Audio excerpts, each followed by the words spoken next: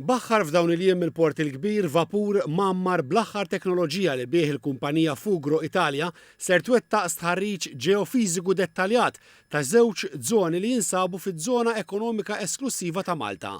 L-istħarriġ għandu lan li jistabbilixxi il-font, jidentifika l-karatteristiċi tal-qiegħ tal-baħar u oġġetti li jista' hemm u jiġbor informazzjoni siżmika ta' kwalità għolja.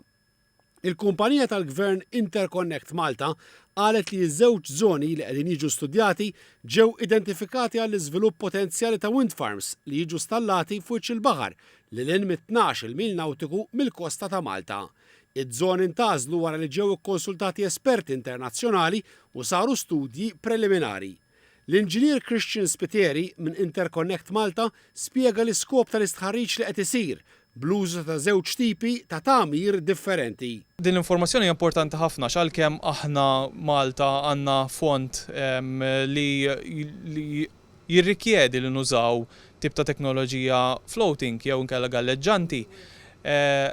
Dan xorta waħda ikunu ankrati mal-baħar, allura importanti li nagħmlu daw is-surveys ħalli dawk li jkunu mħajrin jitlu għal kompetizzjoni li noħorġu iktar il-qoddim ikollhom dettal biżżejjed biex jagħtu offerta iktar preċiża u iktar reali. Il-Ministru għall-Enerġija Mirjam Dalli kkummentat li dan huwa stadju ieħor importanti fit-triq biex il-Gvern ikun jista' joħroġ l-ewwel sejħa l-offerti għal investituri interessati jidħlu għall-iżvilupp ta' sistemi fuq il-baħar li jiġġeneraw l-elettriku mir-riħ fi proġetti li jitwettqu lil hinn mill-ibħra territorjali u f'dik magħrufa bħala żona ekonomika esklusiva ta' Malta. Analizzaw il-qiegħ tal-baħar f'dawk l-areas li huma iktar propensi li ikun fihom proġetti bħal dawn. U nemmnu li b'dan il-mod inkunu qegħdin niffaċilitaw ukoll iktar l-affarijiet biex inkunu f'pożizzjoni aħjar li nistgħu nattiraw investituri li jkunu interessati u li jtuna wkoll tariffa li tkun tajba.